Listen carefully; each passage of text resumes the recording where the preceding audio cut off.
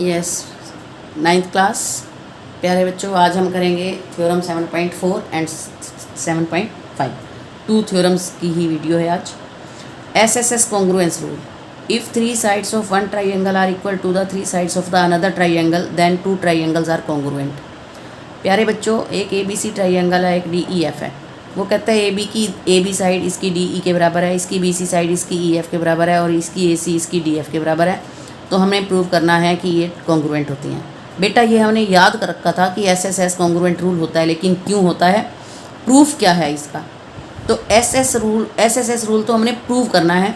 तो बाकी के जो रूल थे एएस उनकी हेल्प लेके करना है। जो भी प्रूफ होता है वो दूसरा कंसेप्ट लेकर के, दूसरी की हेल्प लेकर के उस पॉइंट पर पहुंचना होता है। तो एसएसएस तो ये खुद है, या तो हम एसएएस लगा के सॉल्व करेंगे इसको, या फिर एएसए लगा के सॉल्व करेंगे। तो कैसे करना है, पहले आप ये लिख लो कि गिवन क्या है। गिवन में in triangle ABC and DEF, AB is equal to DE, BC is equal to EF and AC is equal to DF। ये आपको लिखना है पहले, जो आपको दिया हुआ है AC is equal to DF। Proof क्या करना है, triangle ABC is congruent to triangle DEF। इसको कॉन्ग्रुएंट प्रूव करना है। तो सबसे पहले क्या करना है, अपने को बिलो EF कॉपी को, पेज को उल्टा कर लो। जितने डिग्री का एंगल B पर बना हुआ है, यहाँ पर नीचे की तरफ E पर उतने ही डिग्री का एंगल बना दो। जितने डिग्री का ये है उतने ही डिग्री का यहाँ नीचे की तरफ बनाना है, कॉपी को उल्टा करके। और जितनी AB की लेंथ है उतनी ही आपको EF लेनी है, EP लेनी है। जितना AB है उतना ही आपको EP लेना है। और बाद में हमने क्या करना है, PF को और DP को मिला देना है। इतना कुछ करने के बाद अब हम दोनों ट्राइंगल्स, एक इस ट्राइंगल को देखेंगे और एक इस पे, जिस पे मैंने ऑरेंज मार्क करा हुआ है। दोनों की सिमिलैरिटी देखते हैं कि इसकी AB लाइन इसकी EP के बराबर है, क्योंकि हमने कंस्ट्रक्ट करा था, जितनी ये थी उतनी ही करी थी। ABC एंगल और एंगल FEP उतना ही है, क्योंकि जितने डिग्री का यहाँ था उतना ही हमने बनाया था। इसकी BC साइड और इसकी EF ऑलरेडी इक्वल दिया हुआ है। तो SAS कॉन्ग्रुएंस रूल से ये दोनों ट्राइंगल्स कॉन्ग्रुएंट हो गई।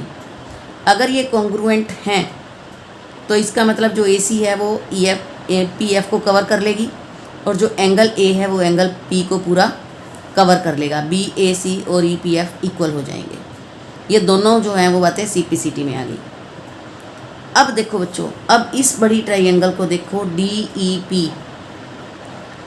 DEP ट्राइंगल देखो, जिसके अंदर DE और EP बराबर है। आप कहोगे EP कैसे बराबर हो गई बच्चों, क्योंकि EP हमने AB के बराबर लिया था और AB ऑलरेडी इसके इक्वल था। तो AB इसके भी इक्वल है, AB इसके भी इक्वल है, इसका मतलब ये दोनों भी इक्वल हो गई। मीन्स ट्राइंगल DEP जो है वो आइसोसेलेस बन गई। अगर आइसोसेलेस है, जिसकी 2 साइड्स इक्वल हैं, तो इनके अपोजिट एंगल्स भी इक्वल होंगे। दैट मीन्स एंगल 1 और एंगल 2 भी इक्वल हो गए। लेफ्ट साइड में ऐसा है तो राइट साइड में भी वही कंसेप्ट आना है। अगर 1 और 2 इक्वल हैं तो 3 और 4 भी सिमिलरली करके हम लिख देते हैं। Similarly we can say angle 3 is equal to angle 4। अब ऐड कर दो, तो 1 में 3 ऐड कर दो और 2 में 4, तो ये बन गया EDF और ये बन गया EPF। हमने क्या करना था, but in 1 we have proved जो BAC है वो EPF के बराबर है, हमने प्रूव कर लिया था। अब जो EPF है वो EDF के भी इक्वल है, और जो EPF है वो BAC की भी इक्वल है। इसका मतलब ये एंगल D और एंगल A और D भी इक्वल हो गए, जो कि हमने प्रूव करना था। मेन मकसद हमारा इसी एंगल को प्रूव करना था। अब ये एंगल हमारा प्रूव हो गया। दोबारा से ट्राइंगल ABC और DEF ले लो, इसमें ये साइड इसके इक्वल है, ये एंगल हमने प्रूव कर दिया, और ये एंगल इसके इक्वल है। तो SAS ये से ये दोनों ट्राइंगल्स कॉन्ग्रुएंट प्रूव हो गई। यही हमारा मेन मकसद था। उसके बाद है theorem number 7.5 RHS congruence rule. If in 2 triangles the hypotenuse and one side of one triangle are equal to the hypotenuse and one side of the other, then the 2 triangles are congruent. RHS, R means right angle, H means hypotenuse और S means side. इसको तो हमने prove करना है और concept use करके। और कौन सा कंसेप्ट यूज़ करते हैं, देखो, इन triangle ABC and DEF, BC जो है वो इसके इक्वल है, AC जो है वो DF के इक्वल है, और एंगल जो B है वो E के इक्वल है। हमने प्रूव करना है कि कॉन्ग्रुएंट है, तो हम करेंगे पाइथागोरियन की हेल्प ले करके। अगर इस पर पाइथागोरियन लगाते हैं तो AC is equal to AB square plus BC square आ जाएगा कि हाइपोटेनियस का स्क्वायर इज परपेंडिकुलर का स्क्वायर प्लस बेस का स्क्वायर। इसी तरह DF का स्क्वायर आ जाएगा DE प्लस EF। अब DF जो है वो AC के बराबर दिया हुआ था और जो EF है वो BC के बराबर दिया हुआ था, हमने यहाँ पर पुट कर देना है। Now putting DF is equal to AC, जहाँ DF था वहाँ AC पुट कर दो, जहाँ EF था वहाँ BC पुट कर दो। तो जो ये सेकंड वाली इक्वेशन है, पुट करने के बाद ये बन गई AC square is equal to DE square plus BC square. अब फर्स्ट और थर्ड को देखो, फर्स्ट और थर्ड में इसका लेफ़्ट साइड और इसका लेफ़्ट साइड बराबर है। अगर दोनों का लेफ़्ट साइड बराबर है तो दोनों का राइट साइड भी इक्वल होना चाहिए। इक्वल पुट करेंगे हम, पुट करने से B स्क्वायर से BC स्क्वायर और BC स्क्वायर कट गया क्योंकि सेम है, तो AB square is equal to DE square आ गया।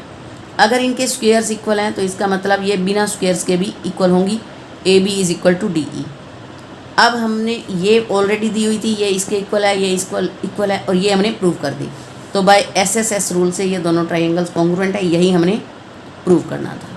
तो ये थी आपकी दोनों थ्योरम्स, बड़े अच्छे से समझनी है, बुक में नहीं की हुई, आपको अपनी कॉपी पे इसको बड़े अच्छे से करना है और समझने की कोशिश करनी है। Thank you, have a nice day.